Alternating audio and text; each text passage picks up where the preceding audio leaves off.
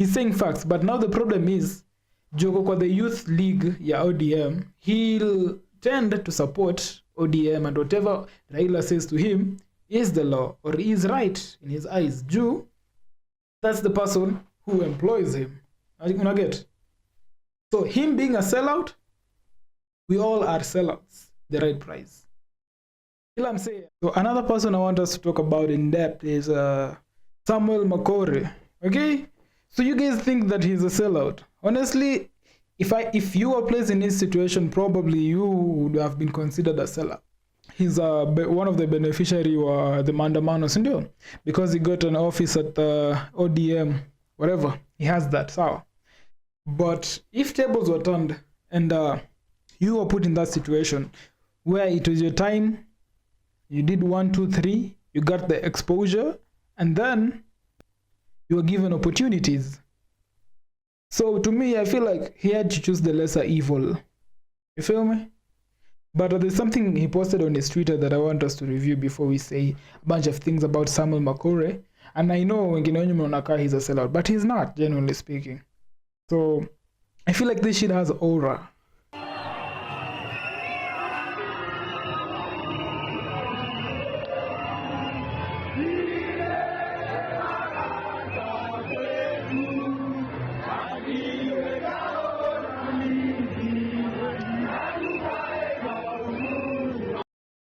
Suti za umso kwanga on point hadi kushinda za Burale. You guys know Robert Burale, right? Suti zake ziko better than this guy. Okay, this was his Twitter. I was just checking it out. So he posted that shit and I think that shit got aura. Umpende usimpende, that shit got aura. So this is his Twitter page and I wanted to read this. But this is what he had to say. The dialogue process we intend to lead as youth and members of political class is not a selfish pursuit. It is a moment of consensus building, a patriotic duty anchored in Article 1 and 26 of our Constitution, blah, blah, blah, blah, blah, blah, blah, blah, baka hapa chini. As a leader in the ODM Youth League, I shall remain accountable to the league and to Kenya at large. I will reach out to fellow young leaders and stakeholders across the country to establish the fundamentals that will guide this national engagement. So here's the thing. At least he's making change whenever penye yako. Unacheki. So the question was, is Kasmuel Mcoure a sellout? To me, everyone is a sellout given the opportunity. He just chose the lesser evil. Because if you are given something bad and something even worse, you just choose the lesser evil. Understand? So that's my say in this. Love him, hate him. Love him, hate him. Ukweli ni, he did his part. But before we get to that, there's also this clip I want us to react to. This was him speaking about, let's just start it. What His Excellency, the Right Honorable Raila Amolo Odinga proposed yesterday in his Sambasaba address is one of the most sustainable solutions we could explore as a movement. I say this because we've done it, we've tried so hard, and the police are still killing people. Even if the president has come out and said that they will crack the whip and whatnot, a year later, you still see killer cops walking around. And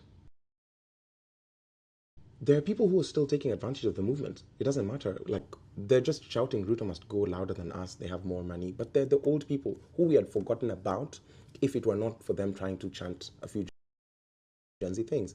Like, we'd forgotten about your party leaders and whatnot. It is true that people who had been forgotten long time ago, politicians, when they had been out of the limelight, are now using the Gen Z movement who are relevant and to be known in the political space. Hiyo ni ukweli, okay?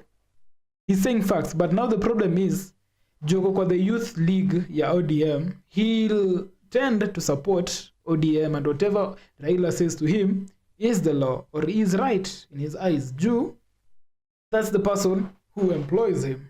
Una get? So him being a sellout, we all are sellouts, the right price.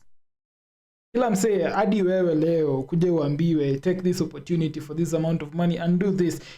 Believe you me, 90% of us will do it. 99.99% of us will do it. So is Kasmuel Mcoure a sellout? Probably. But did he choose the lesser evil? Yeah, because that's the only party that has more influence over the other one. I mean, both are evil, ukiangalia in both scales. But we should give Mcoure some benefits of the doubt.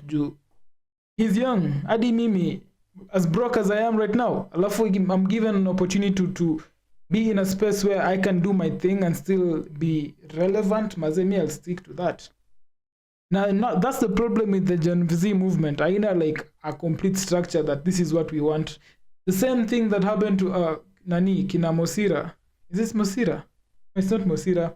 This guy, Morara Kebaso. Same thing about Morara Kebaso. Yeah, sasa aliona ajitoe kwa politics because he started his own political party and things are about to get messy, so he bailed out. Understand? He bailed out. But now him, since he can't start his own political party, ukianzisha your own political party as a young guy, traction utapata, and probably it will get messy for you. Understand? So, back to the question again. Is he a sellout for choosing to align himself with the lesser evil? Probably not. I mean, if we are calling him a sellout, then everyone out here is a sellout, including you and me who are watching this video right now. So let's just listen to what he has to say, because he is actually speaking facts. Ukitoa your hate for him or your love for him, you can actually understand that. Then there are other people who are trying to make this not look like an intergenerational dialogue is needed. But the person you're telling me is also above 70. Like, we definitely just need to bring all the stakeholders around. And as much as the buck stops with the president, and I can't excuse him for anything that's happening, he's supposed to like rein in the police, rein in the forces, but also for influencers, how many retweets are enough? How many followers are enough for us to like sober up and come to our minds? You never die whenever you're amplifying. You go to the protest, to the side of the protest that's least dangerous. We are never gonna die, we're the privileged ones. It's my friends, man, akina Ndacha, akina Voke, akina Zizu, wenye watu na organize now. Nyinyi ndio huwa mnakufa. Na ni nyinyi ndio watu wanataka mtumike maandamano. Nasema, like, I know we have nothing to lose but our miserable lives.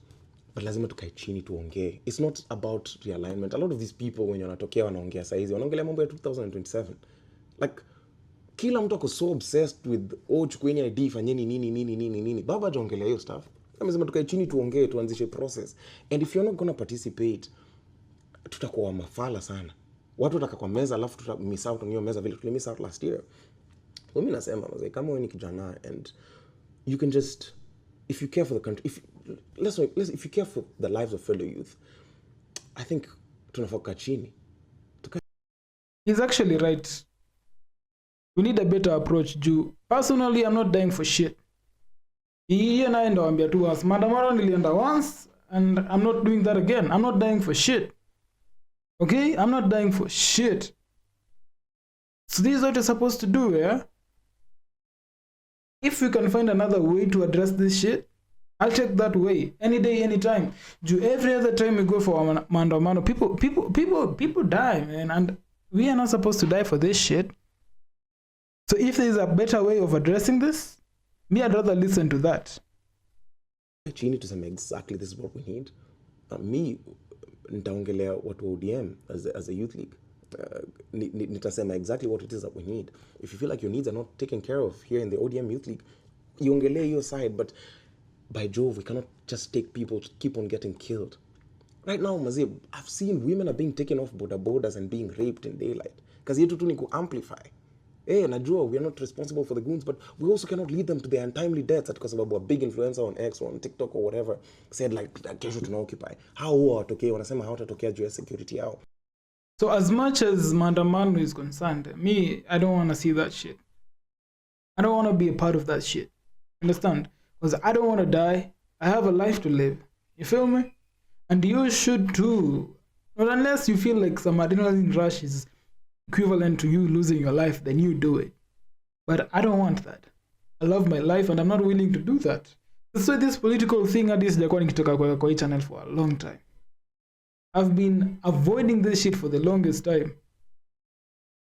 Because itunafaa isemwe ni lives are valuable. And businesses pia ni ya watu. So once this maandamano happens, the chaos hiyo inaleta yote, you cannot distinguish the difference between a goon and a genuine activist or a genuine person who wants change in the country. So if there's a better way of resolving this shit and having our issues heard without necessarily losing lives and ending up doing a maandamano, come on, let's go for that, maze. I'm not getting hurt for nothing again. That's a promise I made to myself when I got this fucking scar. Where is it? I'm not getting hurt again for nothing. For nothing. I'm not. So is he a sellout? That was the biggest question. Currently, I don't think he's a sellout, but he did what's right for him. And him aligning himself with ODM Youth League, it's better for him and his political agenda if eventually, when it's our turn, so some of Vijanani, the leaders of tomorrow, when our tomorrow comes, he'll be more mature, more experienced, and atakuwa learn from a bigger guy. So should we give him a chance? Yes. Should we address him as a sellout? No. Even wewe mwenyewe penye uko, if you had this opportunity of doing something good for yourself, you take it. So stop acting like he's a bad guy. He's not, man. He just did what's right for him at the moment.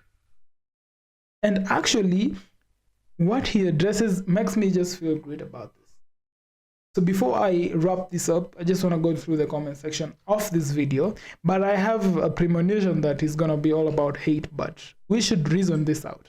Yeah, so finally, Mekubali. This says this. IQ Watson. But I'd like to, this is a comment I'd like to hear about. Kasmuel, listen to me and listen to understand and not to respond. Disappear. Disconnect completely from the sausage-making process that's Kenyan politics.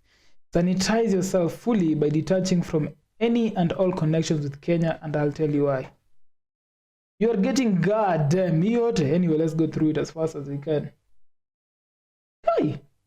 Okay.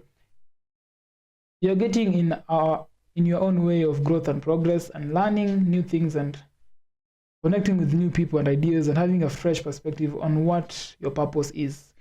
You are draining the energy in the spaces you're occupying in the USA by retelling the same old stories of struggle, fights, and challenges that face your people back home. So basically, I feel like IQ is just telling him like to take a new perspective in life, and since he's a young lad, reconnect, because we're actually young and we're not ready for any seat at the moment. Anyway, that's just IQ. Moving on. Kasmuel, you have my back. It's time for dialogue and constitutional amendments. Let's make corruption an offense against the state and not a mere tort. Let's reduce wastage of resources through wage bill. Let's reduce the number of counties to at least 9, blah, blah, blah, blah, blah, blah. The same old shit, same old shit. Anyway, it's been a pleasure. The name is Vince XP. I like if you subscribe, like, and share. And I'll be doing this variety of niches until we get our own niche. So do subscribe to the channel. I appreciate you every single time. Peace.